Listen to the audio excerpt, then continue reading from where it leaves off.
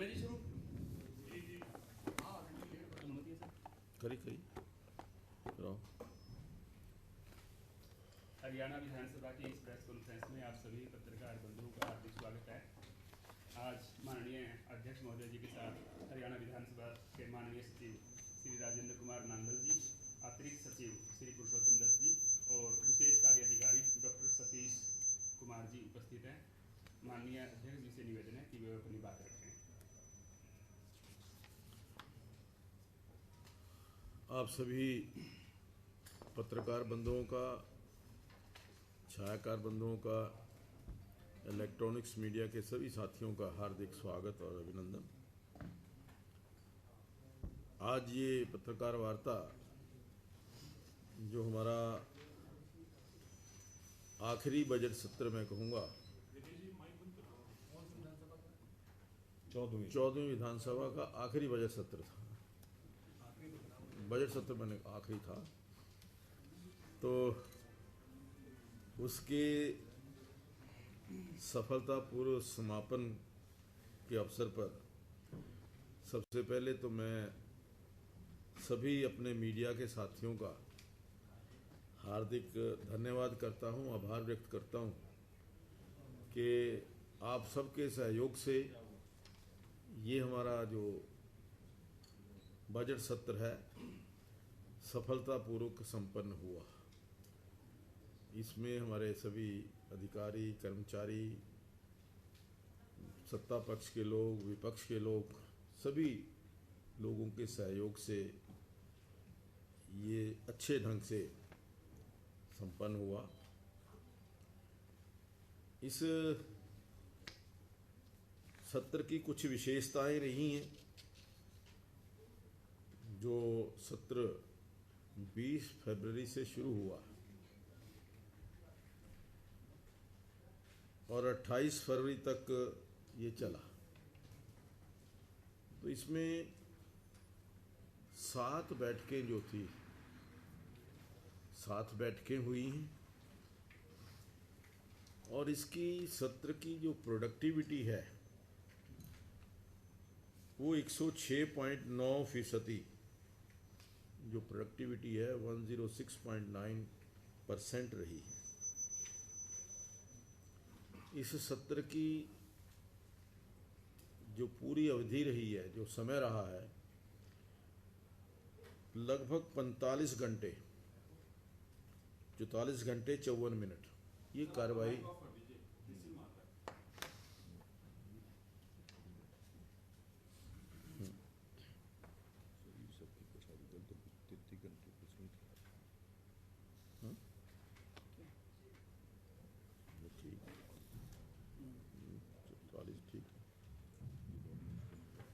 लगभग मतलब यूं कह लीजिए कि 100%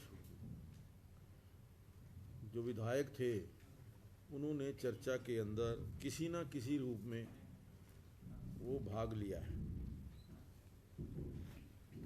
इस सत्र में 13 विधेयक पारित हुए हैं, 13 बिल्स।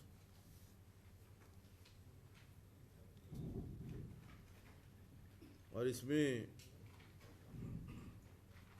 जो राज्य गीत के लिए चयन की गई समिति थी उसके द्वारा सदन में रिपोर्ट पेश की गई और उस गीत को फाइनल किया गया।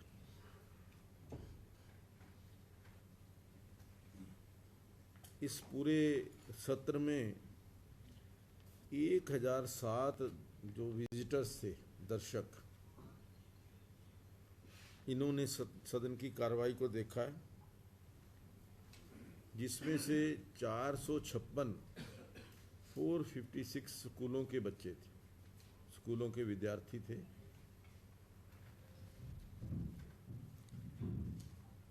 प्रश्नकाल जो रहा 5 दिन रहा, 5 दिन प्रश्नकाल रहा, जिसमें 5 दिन में 100 प्रश्न लगे थे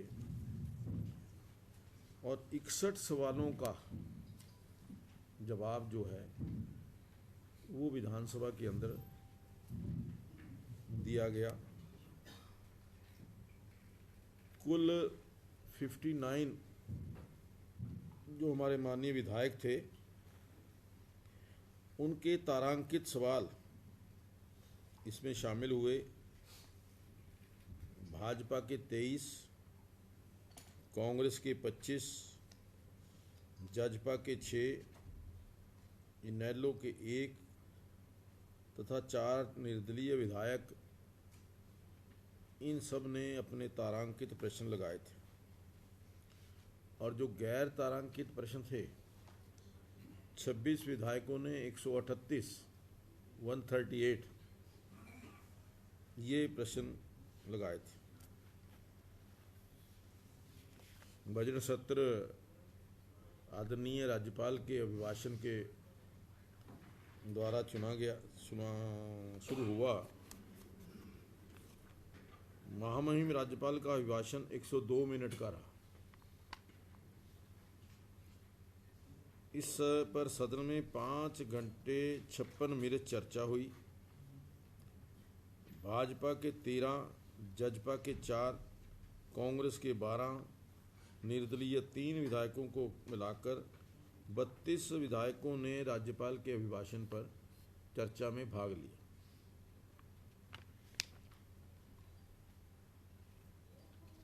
जहां तक इसके पश्चात नो कॉन्फिडेंस मोशन, अविश्वास प्रस्ताव विपक्ष के द्वारा से आया। 3 घंटे 54 मिनट इस अविश्वास प्रस्ताव के ऊपर चर्चा हुई। 14 विधायकों ने इसमें नो कॉन्फिडेंस मोशन की चर्चा में भाग लिया, जिसमें भाजपा के 4, जननायक जनता पार्टी के 2, कांग्रेस के 7 और इनेलो का 1 विधायक शामिल था। ये प्रस्ताव सर्वसम्मति से अस्वीकृत हुआ। सर्वसम्मति से इसलिए ध्वनिमत से हुआ कि वोटिंग के समय जो विपक्ष के विधायक थे वो सदन में हाजिर नहीं थे, वॉकआउट कर गए थे, सदन में नहीं थे।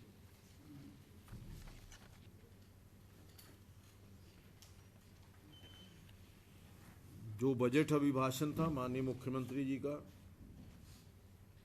मुख्यमंत्री जी ने 2 घंटे बजट के ऊपर अपना प्रस्ताव रखा। 8 घंटे 17 मिनट बजट अभिभाषण के ऊपर चर्चा हुई।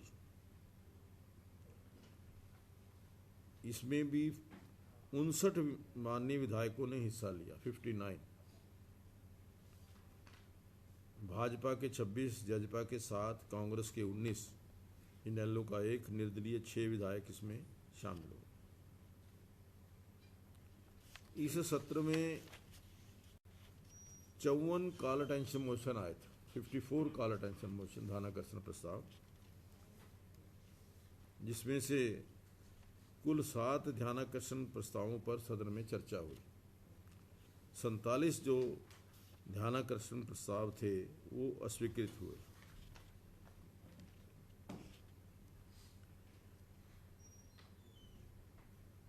इसमें अन्य जो विधायी कार्य हुए, एक एडजर्नमेंट मोशन था। एडजर्नमेंट मोशन को भी हमने इसमें शामिल किया। इस पर 26 फरवरी को 1 घंटा 11 मिनट चर्चा हुई, जिसमें 16 विधायकों ने चर्चा में भाग लिया। 3 गैर सरकारी प्रस्ताव आए थे जिनको अस्वीकृत किया गया। अल्प अवधि चर्चा के लिए 1 प्रस्ताव मिला था जिसे हमने अस्वीकृत किया। 1 प्राइवेट मेंबर बिल आया था जिसे टिप्पणी के लिए हमने गवर्नमेंट को भेजा। जो इस बजट सत्र में 13 विधेयक जो हुए, उसमें हरियाणा नगरपालिका संशोधन विधेयक 2024, औद्योगिक विवाद संशोधन तथा विविध उपबंध निरसन विधेयक 2024, हरियाणा अंतर्राष्ट्रीय गीता जयंती मेला प्राधिकरण विधेयक 2024, हरियाणा शव का सम्मान निपटान विधेयक 2024, सिगरेट और अन्य तंबाकू उत्पाद विज्ञापन का प्रतिषेध और व्यापार तथा वाणिज्य उत्पादन प्रदाय और वितरण का विनियमन हरियाणा संशोधन विधेयक 2024, हरियाणा ट्रैवल एजेंटों का पंजीकरण और विनियमन विधेयक 2024, हिसार महानगर विकास प्राधिकरण विधेयक 2024, हरियाणा निजी कोचिंग संस्थानों का पंजीकरण और विनियमन विधेयक 2024, हरियाणा पिछड़े वर्ग सेवाओं तथा शैक्षणिक संस्थानों में दाखिले में आरक्षण संशोधन विधेयक 2024, हरियाणा राज्य खेल संघ पंजीकरण और विनियमन विधेयक 2024, हरियाणा परियोजना भूमि समेकन विशेष उपबंध संशोधन विधेयक 2024, हरियाणा विनियोग संख्या 1 विधेयक 2024 और हरियाणा विनियोग संख्या 2 विधेयक। ये 13 जो विधेयक थे इस बजट सत्र के अंदर जो थे ये पास हुए। ये मैं समझता हूँ कि इस पूरे सत्र की कार्रवाई थी।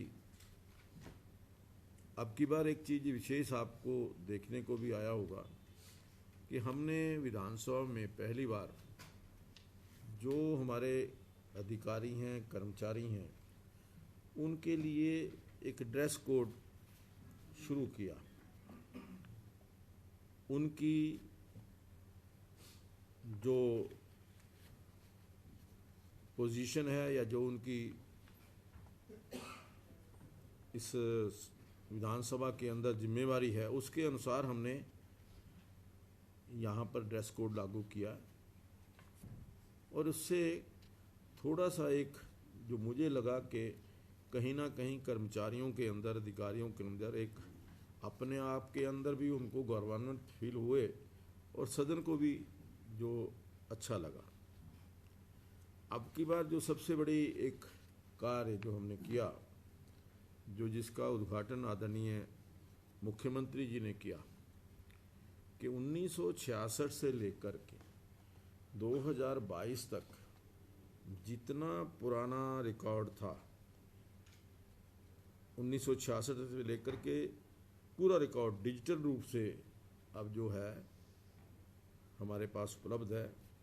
चाहे इसके अंदर सभी सत्रों की कार्यसूची, सदन का आह्वान एवं सत्रावसान, प्रस्ताव, नोटिस, अल्प अवधि नोटिस, प्रश्नोत्तर, ध्यानाकर्षण प्रस्ताव, गैर सरकारी व सरकारी संकल्प, बिल, बुलेटिन, समीक्षा, सदन की कार्रवाई, माननीय विधायकों का बायोडाटा तथा सभी समितियों की रिपोर्ट। तो ये एक बहुत लंबा काम था, लगभग 66 से लेकर के 2022 तक 56 साल का पूरा रिकॉर्ड उसको इकट्ठा करना, उसको डिजिटलाइज करना एक अपने आप में एक बहुत बड़ा वो था। और इसके लिए हमने पहले एक टेंडर प्रक्रिया अपनाई थी जिसके अंदर 75 लाख रुपए की अलग अलग कंपनियों ने मांग की थी कि इसकी डिजिटलाइजेशन के लिए। तो फिर हमने हार्ट्रॉन के साथ मिलकर के केवल हमारा 15 लाख रुपए खर्चा हुआ, जो मैं समझता हूँ कि बहुत एक मिनिमम फंड्स के अंदर।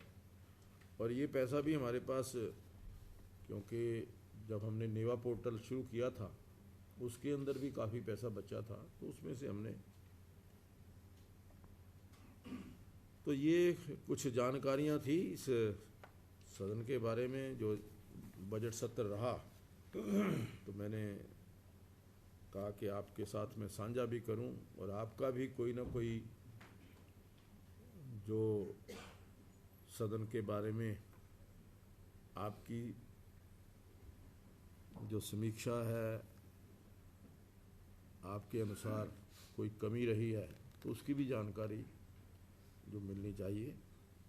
और एक पहले दिन जो एक प्रॉब्लम आई थी वो थी जो मीडिया के पास जो ऊपर हमने ग्लास लगाया था, लेकिन जो ही आप सब लोगों ने वो ध्यान में लेकर के आए, हमने तुरंत उसके ऊपर एक्शन लेकर के उसको ठीक करने का प्रयास किया।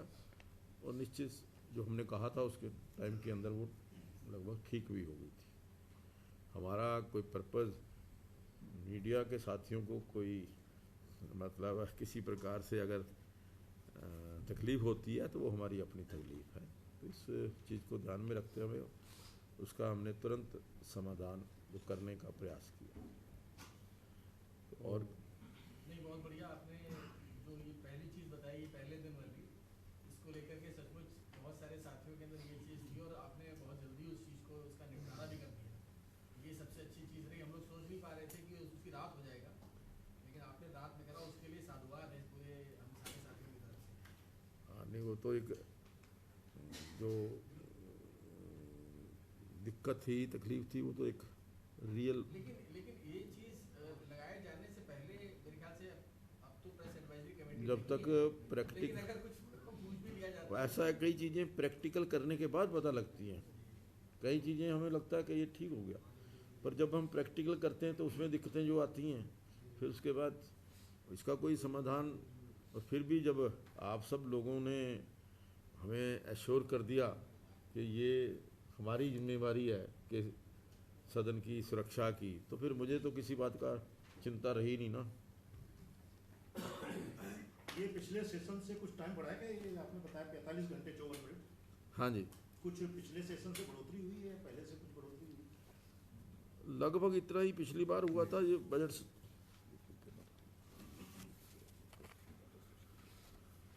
क्या ये घंटे ये है टोटल। पिछली बार कितनी? तो ये ना हम प्रोडक्टिविटी के हिसाब से निकालते हैं, क्योंकि जैसे 120 मिनट से हम बिजनेस उतना ही था, ये पूरे घंटे लेते हैं। ये प्रोडक्टिविटी 15 अलग है, टोटल एक्चुअली ये बढ़ गया सर, वो ठीक हुआ है सर। तो पिछली बार कितना था? ये पिछली बार का टाइम क्या था? कंपैरिजन से निकालते हैं सर। पिछली बार से तो टाइम बढ़ा ही है, क्योंकि टाइम सदन का हमने चेंज किया है ना जी। वो क्योंकि बैठकों का जो टाइम है पिछली बार 4 घंटे था एक बैठक का टाइम, अब की बार 6 घंटे का टाइम हुआ है। ये तो टाइम तो नेचुरली बढ़ा ही है। सेशन में देर क्या सर? ये पिछली बार था 15th सेशन है जी, नहीं 15वां सेशन था ना सर। ये था सर अगस्त में, होता दिसंबर में सर। दिसंबर 2023 में। ये तो छोटा सेशन था ना। बजट सेशन बजट सेशन था 39 घंटे 16। लास्ट बजट सेशन अब की बार 39 थोड़ा सा hours एक करेक्शन कर लीजिए।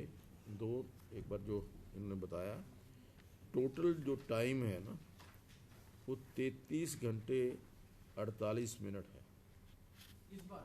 हाँ जी, वो जो पहले लिखवाया था ना कि 44 घंटे 54 मिनट, वो प्रोडक्टिविटी को लेकर के था 33 घंटे 48 मिनट। हाँ जी, हाँ 33 घंटे 48 मिनट। अच्छा, एक चीज़ इसमें आपने बताया कि ये ध्यानाकर्षण सूचनाएं 54 हाँ, इनमें से 47 अस्वीकृत कर दी गई। तो अस्वीकृत कर दिए जाने की मेन वजह यही होती है कि या तो एक तो उसका संख्या भी होता है कि कितना स्वीकार करें, और ये भी होता है कि देर से आए। नहीं, इसके 2-3 कारण होते हैं। कुछ नियम हैं कॉल अटेंशन मोशन के लिए। एक तो 1 घंटा पहले तक 1 घंटा पहले तक जो ध्यानाकर्षण सूचनाएं हमें मिल जाती है सेशन शुरू होने से पहले, लेकिन कुछ सूचनाएं ऐसी होती हैं कि बार बार रिपीट होती हैं। जो पिछले सदन के अंदर पिछले सेशन के अंदर डिस्कस हो गया या मैं विश्वास करता हूँ जो पिछली बार एक बार डिस्कस हो गया और वो करंट इशू नहीं है, जो तात्कालिक इशू होते हैं वो कॉल अटेंशन मोशन के अंदर आते हैं। अभी जैसे एक विषय आया सिर्फ जो मैं कहूँगा सहकारी समितियों के लेकर भ्रष्टाचार को लेकर के, ये विषय तत्कालिक था कि इसी सत्र के पिछले सत्र के और इस सत्र के बीच में जो विषय आए वो हम उसको कॉल अटेंशन मोशन के लिए जनरली लेते हैं। नहीं तो क्या होता है कि भ्रष्टाचार, बेरोजगारी, ये वो कुछ चीज़ें हैं जी, लॉ एंड ऑर्डर, ये एक पेट हर सेशन की कॉल अटेंशन मोशन के अंदर ज़्यादा लोग जो हैं वो देते हैं, और कईयों के तो ऐसे भी देखे प्रस्ताव कि जो पिछली बार जितने दिए थे वो ही अब की बार दे दिए, मतलब उनके अंदर कोई चेंज भी नहीं किया कि जो पिछली बार आए थे वो ही भेज उसी को भी कर हाँ। विपक्ष इसको लेकर आरोप भी लगाता है कि सरकार की मंशा ये होती है कि ज्यादा से ज्यादा ध्यान आकर्षण प्रस्ताव उनके स्वीकृत ना हो, कहीं ना कहीं तमाम सरकार के जो लोग हैं मंत्री हैं उनको जवाब देना पड़े। इस प्रकार के आरोप विपक्ष के तमाम जो लोग हैं वो लगाते हैं। नहीं, देखिए, एक तो पहले कांग्रेस फिर बीजेपी। अब मैं इसका थोड़ा सा आपको कंपैरिजन भी बता दूं। INLD का सरकार थी, 5 साल रही, उसके अंदर 66 सिटिंग हुई थी। Adjournment motion total receive 65, admitted 2। Calling attention motion total received 143, admitted 30। Short duration question total received 9, disallowed 8, एक लैप्स हो गया। तो ये तो INLD का था। उसके बाद जो इंडियन नेशनल कांग्रेस का था 10 साल का, 11th एंड 12th असेंबली, इसमें एडजर्नमेंट मोशन टोटल 31 आए। हमारे तो एक सेशन के अंदर 44 आते हैं, इनके 5 साल के अंदर वो तो कॉल टेंशन है। 31 आए, एडमिट किए 3, converted into CA 6, disallowed 22। Calling attention motion total received 340, admitted 110, disallowed 222, withdrawn 2, left 6। इसी तरीके से short duration discussion total received 52, converted into CA 1 and members were allowed to raise supplementary 2, disallowed 48। तो ये अब ये जो BJP JGP का है, इसके अंदर 9.5 साल का। हाँ, ये 9.5 साल का है। जहाँ तक एडजर्नमेंट मोशन है, टोटल आए 80, हमने एडमिट किए 6, converted into CA 28, disallowed 45, last 1। And calling attention motion total received 1120। अब ये देखिए ना, इनके 10 साल में आए टोटल कॉल अटेंशन मोशन 340, हमारे टाइम में आए 1120, मतलब 9.5 साल में उनके 10 साल के। और हमने एडमिट किए 240, उन्होंने एडमिट किए 110 कॉल अटेंशन मोशन। तो ये जो आरोप लगाना कि आप एडमिट नहीं करते, आप अपना काल तो देखिए कितने एडमिट करते थे आप। हमने तो 240 एडमिट किए हैं, उन्होंने टोटल 110 किए हैं एडमिट 10 साल के अंदर। इसी तरीके से शॉर्ट ड्यूरेशन डिस्कशन, उनके पास टोटल 52 आई थी, converted into CA 1, members were allowed to raise supplementary 2 और डिसअलाउड 48। ये 48 उन्होंने डिसअलाउ की है, सिर्फ एक कन्वर्टेड इनटू CA। हमारे पास शॉर्ट ड्यूरेशन था 9.5 साल के अंदर, एडमिटेड 3, कन्वर्टेड इनटू CA 6 और डिसअलाउड 36। तो ये टोटल 45 आई थी। हमने 45 में से 3 एडमिट की हैं, उन्होंने 52 में से 1 एडमिटेड की, वो भी कन्वर्टेड इनटू CA की है। तो ये उनके ड्यूरेशन का है। आरोप लगाने को तो हर बार वो लगाते ही हैं कि भी टाइम कम है। अब देखिए, कल 1 घंटा 1.5 घंटा पहले सेशन ख़त्म हो गया, तो अगर बोलने को, चर्चा को कुछ टाइम होता तो हर बार वो कहेंगे कि समय बढ़ाओ बढ़ाओ, बोलने को तो चाहिए। अध्यक्ष जी, अगर विधानसभा की कार्रवाई देखी जाए तो काफ़ी सराहनीय कार्रवाई आपके जरिए जो है चलाई जाती है, और निश्चित तौर पे सेंटर को भी इस बारे में देखना चाहिए। जिस तरह से शोर हंगामा होता है वहाँ पर, कुछ सीट जो है हरियाणा विधानसभा से भी लेनी चाहिए कि किस संतुलन के साथ कार्रवाई आगे बढ़ाई जाती है। मुझे एक बात इस बार बहुत सुविधाजनक लगी जो मैं यहाँ पर कहना चाहूँगा। मुख्यमंत्री का जो बजट भाषण था उसको सुनने के लिए आपने एक लिंक प्रोवाइड किया था, जिससे हमारे जैसे लोगों को बड़ी सुविधा हुई थी बजट भाषण को पूरा सुनने में, क्योंकि आपकी गैलरी में इतनी जगह नहीं होती है कि आप हमें भी वहाँ पर जगह दे पाए।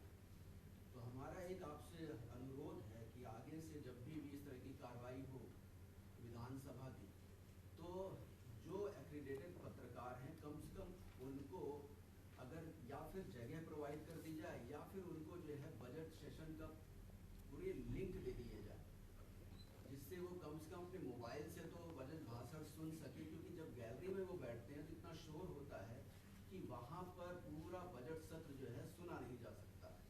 तो अगर हम लोग को ये, क्योंकि इस बार बड़ा अच्छा लगा कि आपने जो है जो मुख्यमंत्री का भाषण था वो लिंक के जरिए हम लोग सुन पाए। आपका मकसद ये है कि पूरे का पूरा सेशन ही हम आपको लिंक दे अगर हो दें। तो हम बहुत अच्छी तरीके से सुन पाएंगे। आपकी जो शंकाएं रहती हैं कि सोशल मीडिया उसका इस्तेमाल कर लेता है, आप उनको ना दे करके कम से कम जो एक्रीडेटेड पत्रकार हैं उन तक तो ये लिंक प्रोवाइड कराएं। वैसे भी आप संसद की जो परंपराएं फॉलो कर रहे हो, संसद पर टीवी पे सारी चलती है, पूरी की पूरी कार्रवाई चलती है। और जो सोशल मीडिया वाला पॉइंट है वो तो एडिट ऑलरेडी हो ही रहा है, तो अभी भी हो रहा है, उसके बाद में भी हो। ऐसे संसद टीवी की पूरी कार्रवाई चलती है, तो आप ऐसे लिंक प्रोवाइड करा देंगे तो सबको सुविधा होगी। वो सोशल मीडिया वाला है कोई काटो। सर हम भी अपने आप को अंत्योदय नहीं समझेंगे। और अब कोई गलत वर्ड बोल जाता है या कोई निकल जाता है तो आप कार्रवाई में से वैसे ही निकाल देते हो, तो वो तो वैसे ही कानूनी अपराध हो जाएगा। चलिए, हम इसके बारे में हमारे विधानसभा के अंदर हम अगली फिजिबिलिटी है, तो मुझे तो कोई कम से कम मुझे कोई एतराज़ नहीं है। जितनी कोई हमने क्या छुपाना है, जब एक बार सीधा आ ही रहा है, छुपाना क्या है। बजट सेशन में आकर के जो 1-1.5 घंटे पहले जो विपक्ष वॉकआउट करके चला गया, और ये मुख्यमंत्री जी ने भी कहा कि विपक्ष नहीं है, मुझे उन्हें धन्यवाद करना है, लेकिन आप क्या मानते हैं इतने महत्वपूर्ण जो विधेयक पारित हो रहे हैं और विपक्ष की गैर मौजूदगी, स्पीकर आप कैसे देखते हैं इस तरह के विपक्ष के व्यवहार? देखिए, पूरे सत्र में विपक्ष जो है वो कहीं पर भी सिंसियर नज़र नहीं आया।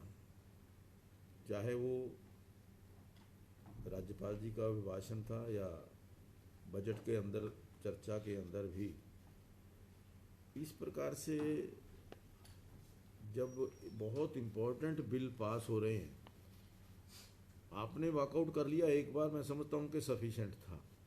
दूसरी बार भी अगर उसी प्रकार वॉकआउट करके बिलों की चर्चा के अंदर भाग लेते तो लोगों को ये जाता कि भी कोई भी गलत बिल ना पास हो किसी, क्योंकि एक अब सत्ता पक्ष की अपनी सोच होती है, विपक्ष की अपनी सोच होती है, और कुछ ना कुछ जब विपक्ष जो है वो सुझाव देता है, और ये खासियत मैं आदरणीय मनोहर लाल जी की मानूंगा कि वो मान भी लेते हैं, जो ठीक सुझाव है उसको मान भी लेते हैं।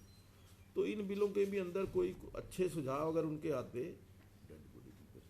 हाँ, तो वो जो उसको मान लेते हैं। इसी प्रकार से आपने देखा कि जो डेड बॉडी के ऊपर सुझाव आया, उसको हमने अगले दिन सीएम साहब ने कहा कोई बात नहीं, अगर गलती है तो उसको ठीक कर लेते हैं, वो करके उसको लेकर के आए। इसी प्रकार से पिछली बार एक बिल था जो हमने उसको भेजा था, सेलेक्ट कमेटी को भेजा था। मतलब ऐसे उदाहरण बहुत कम मिलेंगे कि सेलेक्ट कमेटी को बिल जा रहे हैं। पिछली बार 2 बिल हमने अभी तक भेजे हैं।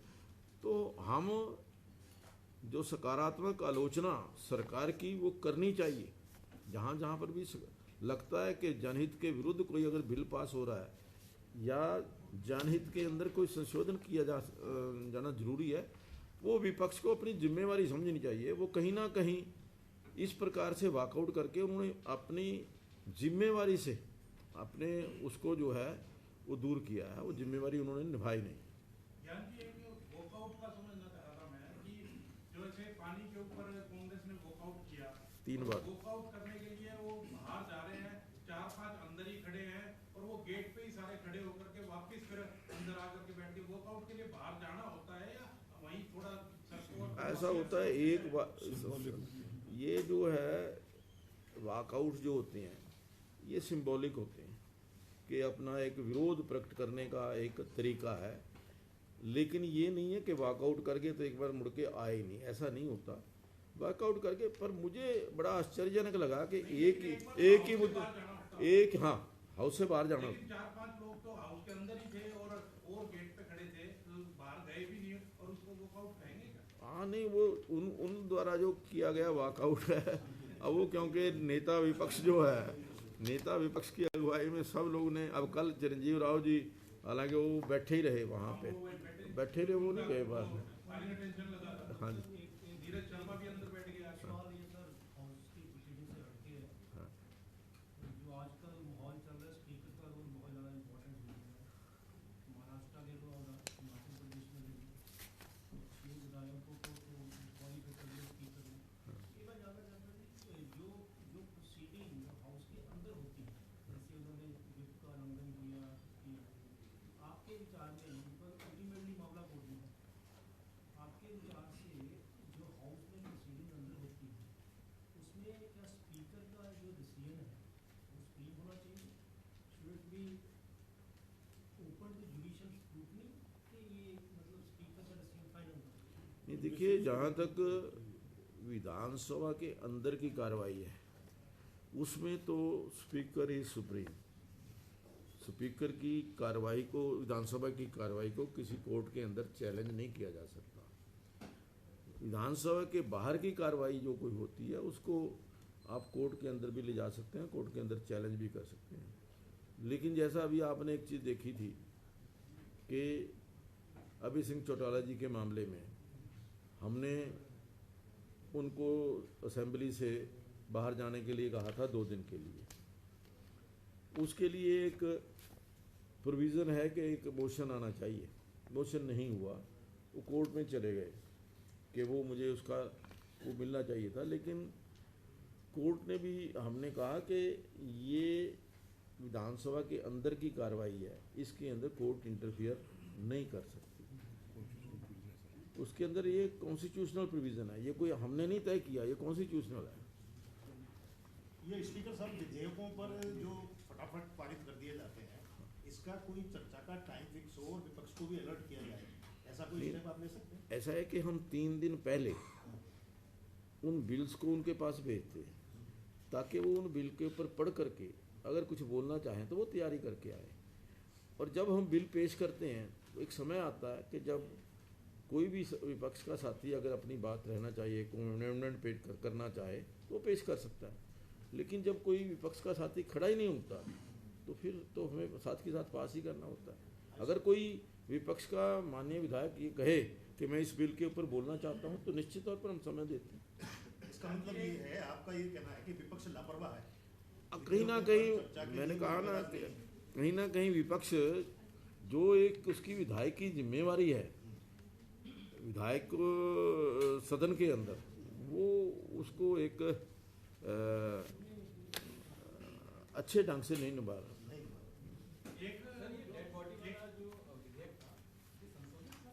है जी। संशोधित था, पहले दिन आया था ना, उसके बाद फिर संशोधन उन्होंने रखा था, फिर अगले दिन संशोधित बिल पेश किया। विधानसभा में एक मामला आया जी, चेयर के ऊपर सवाल उठे, उस मामले को कैसे देखते हैं? खुद उप मुख्यमंत्री दुष्यंत चौटाला ने उठाए, रणबीर गंगवा चेयर कर रहे थे, तो सवाल उठाए कि बिना पार्टी के नाम दिए हुए कैसे विधायक को बुलवाया गया? देखिए वैसे तो रूलिंग भी मांगी उन्होंने, हालांकि रूलिंग भी नहीं दे पाए थे। वैसे तो जो भी सदन के अंदर बोलने की इजाज़त दी जाती है वो लिस्ट आती है अपने लीडर ऑफ द पार्टी की तरफ से। लेकिन ऐसा नहीं है कि स्पीकर के ऊपर पूरा प्रतिबंध है। स्पीकर साहब ने, डिप्टी स्पीकर ने एक बात कही थी कि ये जो समय है, जो आपका पार्टी का समय है, हम उसमें काउंट नहीं करेंगे, उसको उनको वोट बोलने की इजाज़त वो दे सकते हैं। ऐसा नहीं है कि स्पीकर कोई भी हाउस के अंदर डिसीजन लेता है। Although there is a rule के भी हम जो उनका टाइम अलॉटेड है उस अलॉटेड टाइम में जो वो लिस्ट देंगे वो बोले, लेकिन अलॉटेड टाइम से बाहर वो स्पीकर की मर्जी है किसको बुलवाना है किसको नहीं बुलवाना।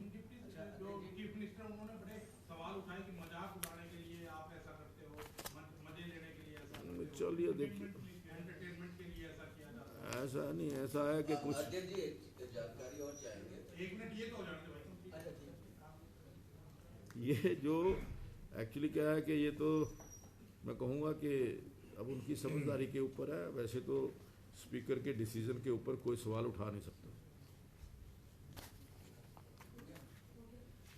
अध्यक्ष एक जानकारी और चाहेंगे, जो राज्यसभा का चुनाव होता है उसमें अगर कोई पार्टी व्हिप जारी करती है तो कर ही नहीं सकते।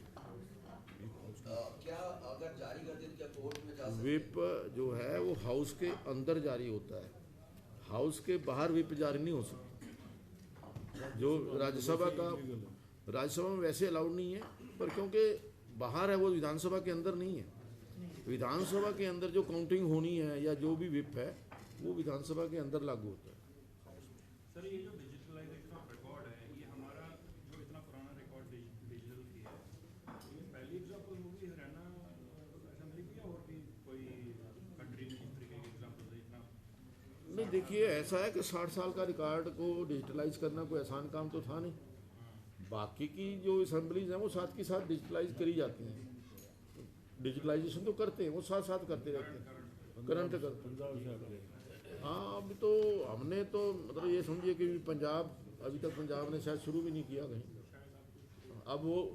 अब नेवा का भी उन्होंने हमारे से बात शुरू किया, अभी वो नेवा का उन्होंने शायद इसी सेशन के अंदर किया है। इसी तरीके जो डिजिटलाइजेशन है वो हमने बड़ी मेहनत के साथ किया, और पंजाब तो अभी नज़दीक भी नहीं है कहीं। शुरुआत तो मैं सर हमारे से पहले कर दी थी। ऐसा एक और सुनिए, जो मुझे बताया कि शुरुआत हुई थी बहुत देर पहले, लेकिन वो कंप्लीट नहीं हो पाया। अब उन्होंने हमारी नकल मारी है। जो कार्रवाई हुई है 6 विधायकों के को अयोग्य ठहराया गया है, उसमें ये कारण दिया गया है कि वो राज्यसभा चुनाव में शामिल नहीं हुए, इसलिए राज्यसभा चुनाव के लिए जो व्हिप जारी हुआ उसको लेकर उन्होंने क्रॉस वोटिंग की। दूसरा जब बजट पारित होना था उसको लेकर व्हिप जब जारी हुआ वो सदन में नहीं पहुंचे, क्या कार्यवाही बनती है सर दल विरोधी कानून? देखिए, जहाँ तक तो राज्यसभा का सवाल है उसके अंदर कोई कार्रवाई नहीं हो सकती, लेकिन सदन के अंदर अगर व्हिप जारी हुआ है बजट के अंदर कोई प्रस्ताव के ऊपर, वो अगर उसका उल्लंघन करता है तो उसके ऊपर कार्रवाई हो सकती है। तो उसको लेकर सर वो कोर्ट जा सकते हैं, जिनके ऊपर कार्रवाई? कोर्ट तो सबके लिए खुला है। सेशन के टाइम नहीं, सेशन के अंदर जो मतलब हाउस के अंदर।